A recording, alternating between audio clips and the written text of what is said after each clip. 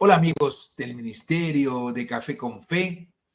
Continuando con el estudio del Evangelio de Mateo, ya vamos a mirar detalladamente las bienaventuranzas, que es la primera parte del Sermón del Monte. Entonces vamos con la primera bienaventuranza, que nos dice que Mateo en el capítulo 5, versículo 3, dice: bienaventurados pobres en espíritu, porque de ellos es el reino de los cielos. Antes de estudiar en detalle cada una de las bienaventuranzas, hay dos hechos generales que debemos apuntar. En la primera parte de cada bienaventuranza no hay ningún verbo. Se podría decir que son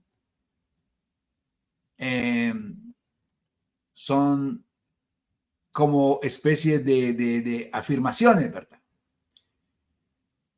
Pero esta es una bendición, hermano. La bienaventuranza es una bendición de los indigentes en espíritu. Parece una manera sorprendente de empezar a hablar acerca de la felicidad, el decir benditos los pobres en espíritu. Pero hay dos enfoques para llegar al sentido de la palabra pobre. Como aparece en las bienaventuranzas en griego, la palabra que se usa para pobre es la palabra tojos. Pero también está la palabra penes. Penes describe a la persona que tiene que trabajar para ganarse la vida. La definían los griegos como la palabra que describe a un hombre como autodiácono, es decir, el hombre que subviene sus propias necesidades con sus propias manos. Penes describe al trabajador que no tiene nada superfluo, que no es rico, pero tampoco es un indigente. Pero como ya hemos visto, no es penes la palabra que se usa en esta bienaventuranza, sino tojos, que describe la pobreza absoluta y abyecta. Está conectada con la raíz tosein, que quiere decir encogerse o acobardarse, y describe la pobreza que golpea hasta poner de rodillas. Como se ha dicho, penes describe al hombre que no tiene nada superfluo. Tojos describe al hombre que no tiene absolutamente nada. Eso hace esta bienaventuranza aún más sorprendente.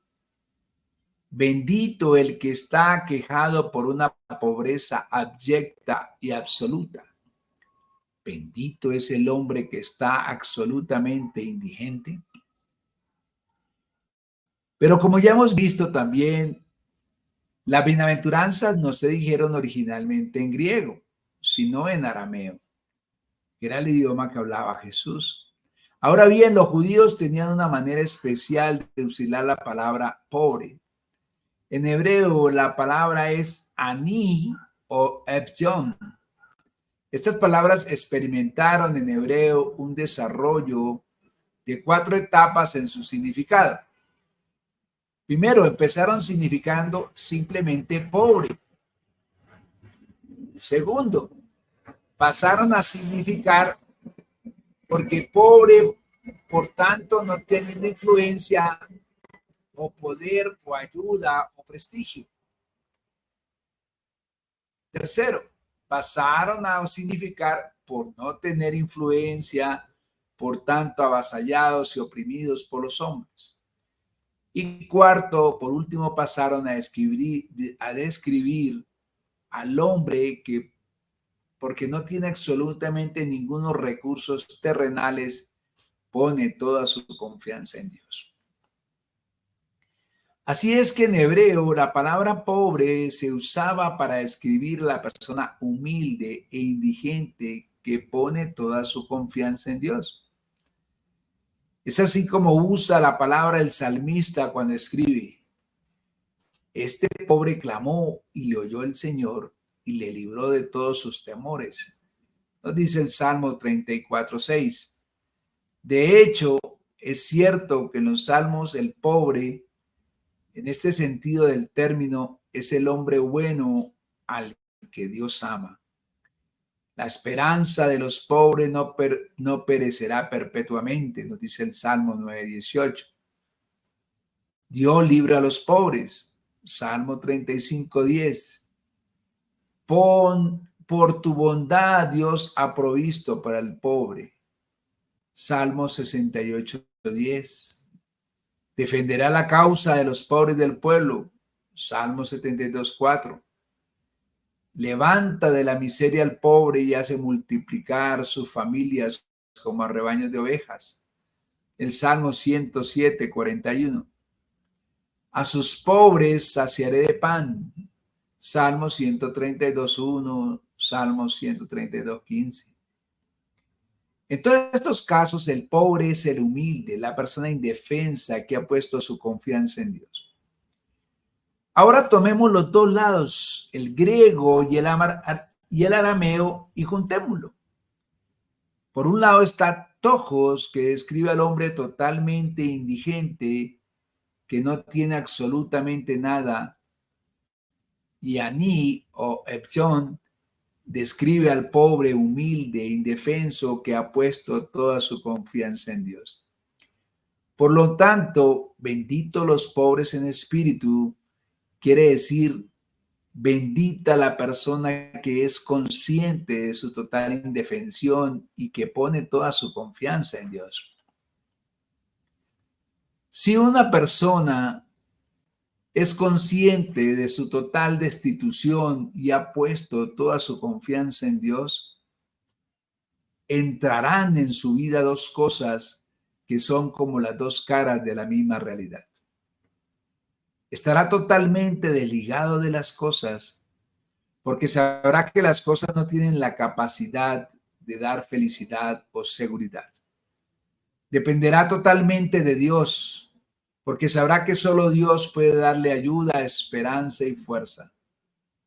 La persona que es pobre en espíritu se ha dado cuenta de que las cosas no quieren decir nada y Dios quiere decir todo. Debemos tener cuidado con pensar que esta bienaventuranza considera una cosa buena la actual pobreza material. La pobreza no es nada bueno. Jesús no habría llamado nunca bendito a un estado en que las personas viven en completa miseria y no tienen suficiente de comer, y que la salud se deteriora porque todo está en su contra. Esa clase de pobreza es un mal que el Evangelio trata de eliminar. Tampoco se refiere a ser pobre de espíritu, en el sentido corriente de ser faltos de carácter o de personalidad. La pobreza que es bendita, hermanos, es la pobreza en espíritu. Cuando la persona se da cuenta de su absoluta falta de recursos para enfrentarse con la vida y encuentra su ayuda y fuerza solamente en Dios. Jesús dice que a tal pobreza pertenece al reino del cielo. ¿Por qué había de ser así? Si tomamos las dos peticiones de la oración dominical y las ponemos juntas: venga tu reino, hágase tu voluntad en la tierra como en el cielo, obtenemos la definición. El reino de los cielos, el reino de Dios, es una sociedad en que la voluntad de Dios se realiza tan perfectamente en la tierra como en el cielo. Eso quiere decir que solo el que hace la voluntad de Dios es ciudadano del reino. Y solo podemos hacer la voluntad de Dios cuando somos conscientes de nuestra absoluta indefensión, ignorancia e incapacidad para enfrentarnos con la vida y cuando ponemos toda nuestra confianza en Dios. La obediencia se funda siempre en la confianza. El reino de Dios es la posesión de los pobres en espíritu, porque ellos son los que se han dado cuenta de su absoluta incapacidad aparte de Dios y han aprendido a confiar y a obedecer. Así pues, esta bienaventuranza quiere decir la bienaventuranza del que es consciente de su propia y total indefensión y que ha puesto toda su confianza en Dios, porque sólo así puede rendir a Dios aquella perfecta obediencia que le hará ciudadano del reino del cielo. Hermanos, gracias por acompañarnos. Cuídense mucho. Dios me los bendiga.